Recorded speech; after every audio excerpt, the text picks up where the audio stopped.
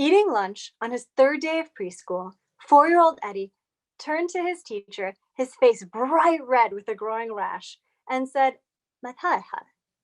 With one look, his teacher knew he was trying to say, "My tongue is hard," and he was having an anaphylactic reaction.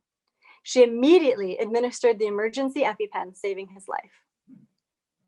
Now, why did this happen if there were no high-risk foods at the table and no history of allergies? A clue might be in the fact that a month previously, it had been discovered that his father had abused and neglected Eddie, and he was now living with his mother. Trauma and toxic stress elicit long-term hyperactive stress responses, drastically altering neurological and metabolic functioning in the body and in the brain. It can even inhibit the prefrontal cortex responsible for learning and rational thought. A few weeks after his anaphylactic reaction, Eddie saw his dad in court. The next day at school, after using the bathroom, he was guided to wash his hands. In response, he ran out of the bathroom, plunged his hands into the classroom lunch food, started knocking toys off of the shelf, and taking off his clothes.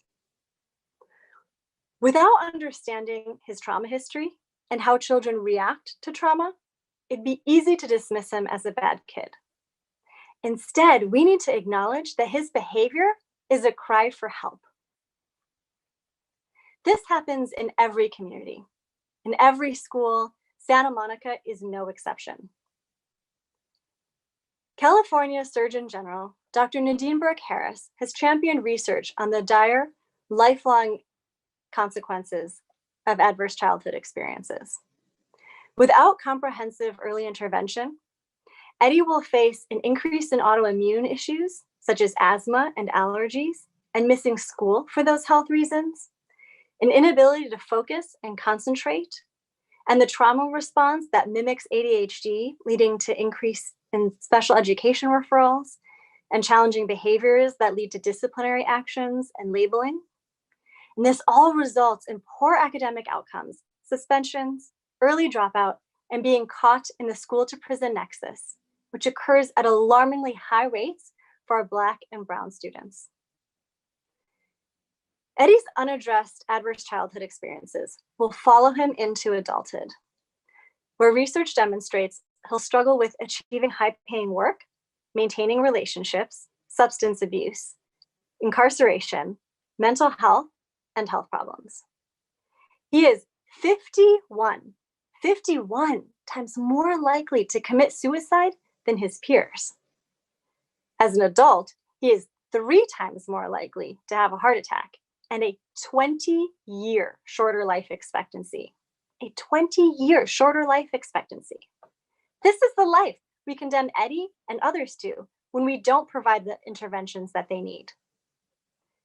Unfortunately, this is a reality for disproportionately more Black, Indigenous, and people of color, who are less likely to have access to resources and additionally suffer from intergenerational trauma and systemic racism.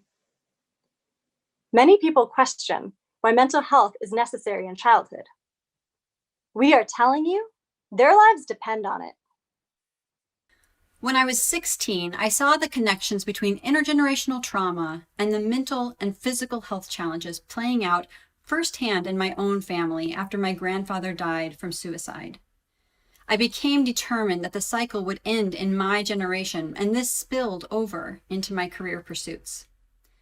As I completed my PhD in clinical psychology, I was naturally interested in how to best support and treat mental illness. I began treating adults, and I realized quickly I wasn't intervening early enough in their lives. So I shifted my focus to adolescents and school-aged children and had the same realization. It wasn't until I began working with infants and young children and their families that I felt I could actually make an impact on the generational transmission of trauma. And now, with my first child on the way, I have a vested interest in this issue. Through my work and personal experiences, I've come to understand that the impact of trauma cannot be addressed through a single intervention or even a single discipline. Effective treatment requires the collaborative working together of multiple disciplines in partnership with those receiving the treatment. It requires addressing physical, relational and emotional, nutritional and sensory needs. Trauma demands that we view a person as a holistic being, not simply as the sum of their separate parts. So imagine if our standards for preschool included a model where every adult caring for a child worked collaboratively within a team to see each child holistically. Not only would those preschoolers thrive, but so would their teachers, their families, and their communities. We at the Pinwheel Project have found a way to reach the children and the families who need it the most and intervene early. We use an innovative approach to consultation, and this allows us to address issues of trauma, health, and relationships in each child and community to create a lifelong impact. The Pinwheel Project is rooted in the power of whole child care throughout early childhood development and integrates the disciplines of psychology, social work, nutrition, nursing, and occupational therapy to address the whole child and their environment. Our model of nested caring builds layer upon layer of support that reaches from the classroom community all the way up to hold each child and allow school staff and our team to collectively identify and address individual needs. But we're not just supporting the health of individual children. We're actually creating healthy communities and systems so every child has a better chance of thriving. This type of intensive support is crucial in providing the foundation needed for a lifetime of health and success. With the Pinwheel Project, we can change the trajectory for children like Eddie. Our vision is that our model of preschool wellness would be the new norm. That when people think of preschool, they think of the Pinwheel Project. We want every preschool classroom to be built on the principles of nested caring environments and equity for all children. We want children and families to be met where they're at and provided the level of care that they need, whether that's the universal care that every child receives or more intensive, individualized care.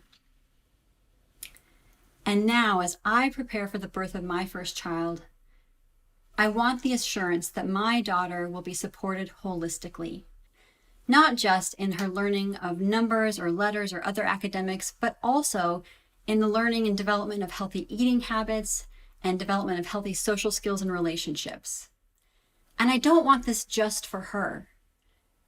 I want her to be part of a community where every child's needs are being addressed the same way, regardless of their background or income level. So how does this vision become a reality? We can't do it alone. We need your partnership. We need passionate parents and community members to raise awareness about the importance of high quality early childhood education with access to integrated healthcare and wellness for all children, particularly those who have been historically under-resourced. Talk to your child's preschool to see if they're aware of these types of programs, and advocate with your political leaders regarding the need for funding and holistic programming for young children.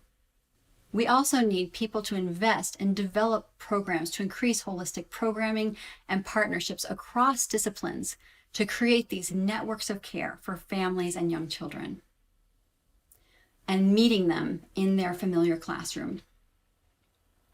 If you have access to funds, invest in collaborative, multidisciplinary projects in early childhood.